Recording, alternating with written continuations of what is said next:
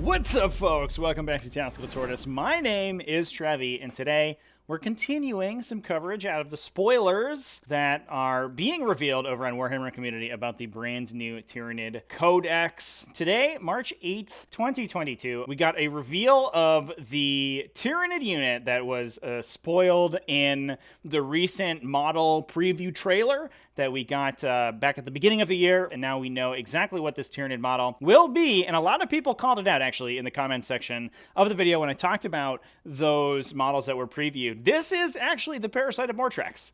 This is an age-old Tyranid character that was removed from the Codex in the most recent editions, but had been released in the 5th edition Codex, and actually didn't have a model back then, so he actually had to be kit bashed if you wanted to include him in your army, and it was actually pretty common practice back then to have a lot of these odd characters, kind of these off-color characters that a lot of factions could take that didn't have models and required you to kit bash them or to find alternative models, and that created lots of legal issues. So Games Workshop removed all of those characters from their codexes, and instead we're slowly getting a drip feed of them back into the game, and it looks like continuing that with the Parasite of Mortrax here. So very exciting include from the new Tyranid Codex. It's fun to get new special characters like this, and we also have a little bit of a preview of its rules as well. Now, I will get a little bit pessimistic here because I don't think these rules are particularly very good. At the base level, Parasite Mortrax, it looks very small. So it is only 6 wounds. It looks like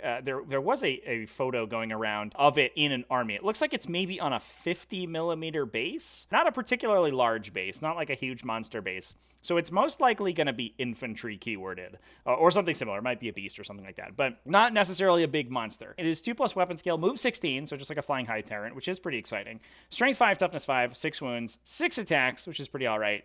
Lead 8, which doesn't matter, and a 4+ armor save, which is not great. Importantly, it does have the Synapse keyword, and this is a little bit of an inkling of what the mechanics in the new book are going to be looking like. Synapse is going to be a keyword that will probably be referenced by abilities like Instinctive Behavior. It is a keyword in the current codex, but it's also an ability that confers a lot of those benefits, but I imagine that those will be streamlined down into sort of an army-wide ability that references the Synapse keyword to determine whether or not you're affected by Synapse or Instinctive Behavior or all those special mechanics. Now, the exciting part of the Parasite of Mortrax is always its ability to basically infect people with chest bursters directly out of aliens. In the grim darkness of the far future, no one can hear you scream, I guess. In this case, this has been represented by its barbed ovipositor attack, which is a disgusting sounding weapon. It makes a single additional attack with that weapon, so it is going to be that base 6 attacks. And the article does mention it uses clawed limbs to attack, and I have to imagine that this is probably going to be a similar weapon to the previewed Tyrant clawed feet that we saw on the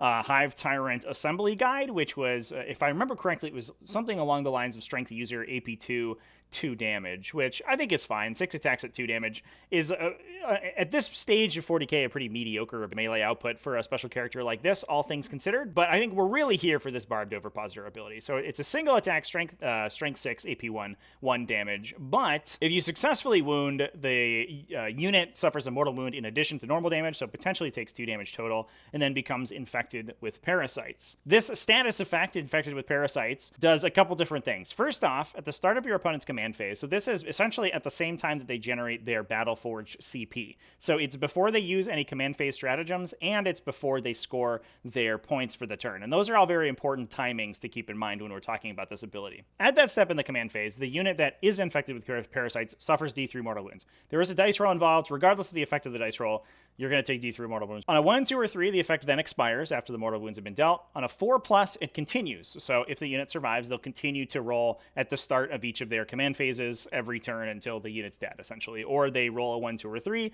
and the infected with parasites effect goes away. If you ever take 2 or more mortal wounds as a result of the ability, you create a new Ripper Swarm unit within 3 inches of that enemy unit and outside engagement range. Importantly, the Ripper Swarm does not cost any reinforcement points. Now, the most important effect that we have of this attack, I think, the Ripper Swarm is very cool, but the most important effect is this It Itches special rule here, which is that while a unit is infected with parasites, it loses objectives secured. So essentially, what we're saying is that if this Parasite of Mortrax comes in, hits its 2+ to hit, and its Strength 5 attack, which is probably going to be against a Toughness 4 or less enemy, so a 3+2 wound. So the chances of the wound converting are very high. If that's successful, regardless of whether or not they save, they're going to eat 1 mortal wound, and then they're going to lose objective secured for that turn, which means that there's a strong likelihood that the Parasite of Mortrax and whatever else is following it up. So, for example, if we are playing in Crusher Stampede or something, and we have a big monster that counts as multiple bottles that it's going to toe on that objective,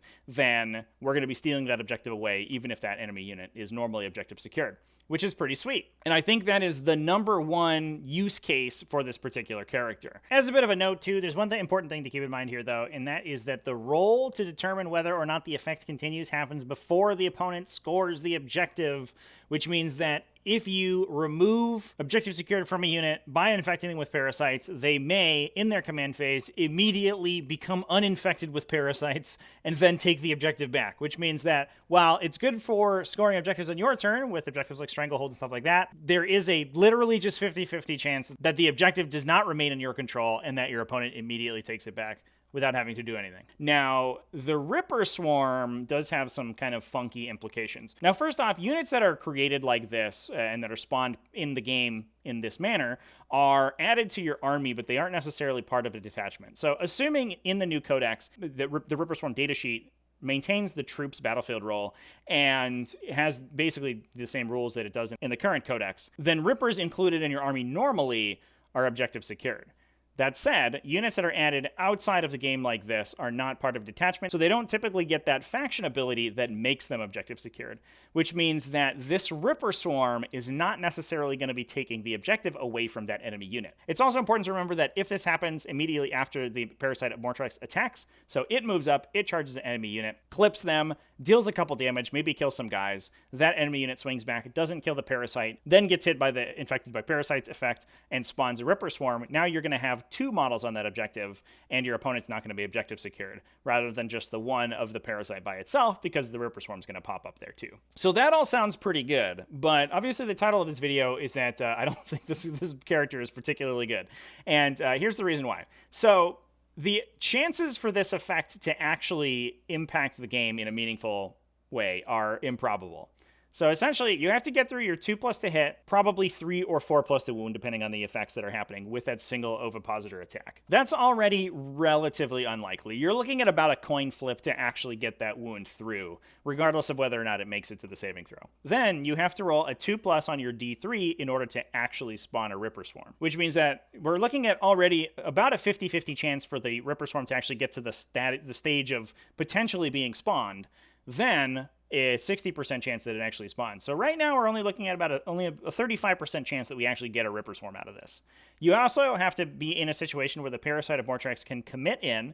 You have to keep in mind, obviously we don't know the remainder of the data sheet, so there's a lot of open information here. But according to this, it just has a 4+ armor save at toughness 5. So even regular troops options in a lot of armies will be able to kill this thing once it comes in if it doesn't do a bunch of damage on the charge, which means that you spawning a Ripper Swarm next to that unit is no longer going to matter because the unit is probably, unless there are other units around, the unit is either dead because it's also been charged by a Hyrule or something, or it's killed the Parasite of Mortrax and there's just a random Ripper Swarm here now. Adding new units to your army in Warhammer 40,000 is not necessarily a good thing. And especially depending on how the new Tyranid Codex actually works with the styles of game plan that it's trying to promote. So for example, if we look at secondary objectives, a single Ripper Swarm is worth 1/3 of a point on no prisoners and a potential additional kill on grind them down, which could score your opponent up to 3 victory points. So if your opponent's incentivized to take those secondaries, this Ripper Swarm is just going to be giving up free VP for them. In addition, placing a model within 3 inches of an enemy unit and then it immediately being that unit's turn to activate means that there's a strong likelihood that your opponent will use your own unit as a slingshot to charge off of. Because charging in 40k, requires an enemy unit to be in range and then gives you additional movement in the charge phase, what you can do potentially is, even if you place that Ripper Swarm behind the enemy unit, if it's a relatively voluminous enemy unit, they can string out a couple models to go chain back to attack that Ripper Swarm, use that charge distance to slingshot the front end of the unit forward, then use a pile and consolidate to move even farther forward. Now, obviously, that's not going to be the case all the time. But there are going to be a lot of situations where you actually don't want that Ripper Swarm to spawn. And unfortunately for you, it is a non-optional ability. If you roll 2+ mortal wounds on the Ripper Swarm, it just goes off. The Ovipositor attack is even non-optional as well. So if the Parasite of Mortrex goes into somebody, even if it doesn't necessarily want to be spawning Ripper Swarms, because your opponent can start farming them for objectives, you don't have an option because the Ovipositor attack has to be made every time the bearer fights. Now, we're also talking about a character here, which means the Parasite of Mortrex itself is going to be eligible to give up secondaries like Assassination. And if it's not itself a particularly effective support or combat unit, and the only tool it brings to the table is this ability to remove objective secured, and sometimes spawn you some Ripper Swarms that are, you may or may not actually want in your army, it's basically going to be a liability for you. It is very fast, and it does give out that Synapse aura, which is definitely going to be useful, but it probably eats what I imagine is an elite slot. If it eats an HQ slot, and we don't see a big paradigm shift in how Tyranids armies are built, those HQ slots are highly crucial, and there's no way that this thing would see play in your army if it's supplanting a unit that has a lot of psychic powers or something like that. Especially since we're talking about a unit that's basically the same survivability and damage output as something like a Broodlord. That's not really in and of itself worth including without some very powerful additional effects, and obviously we don't know everything about the unit right now, but I'm not 100% sure it's going to be doing too much besides having this, sort of funky Ovipositor ability. Now, obviously, we've only seen some snippets of the datasheet. We have the stat block, we have that single weapon, and we have the special abilities, the Itches ability and the Parasite Infection ability. There could certainly be more on the Parasite of Mortrex datasheet that we're just not seeing yet.